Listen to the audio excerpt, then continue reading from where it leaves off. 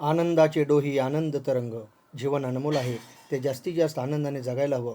आपण आनंदी असलो तर जग आनंदी राहू शकेल. आपल्या अवतीभोवती आपल्याला आनंदच दिसेल. प्रत्येक क्षणाला सकारात्मक जगायला हवं.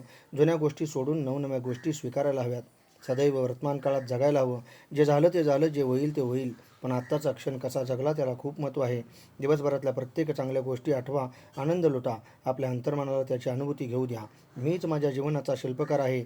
मीच मला आनंदी ठेवू शकतो. मीच माझ्या अवतीभोवतीचं जग सकारात्मक आणि आनंदी ठेवण्याचा प्रयत्न केला पाहिजे. आपल्या भावनांचा आपणच आदर करायला हवा. मीच माझा स्वाभिमान जपायला हवा. स्त्री किंवा पुरुष यांना भावना सारख्याच असतात. आपल्या सुखदुःखासाठी आपणच जबाबदार असतो. काही चुकलं असेल तर माफ करा. सोडून द्या. सोडून द्याल तरच नवनवीन ग्रहण करू शकाल.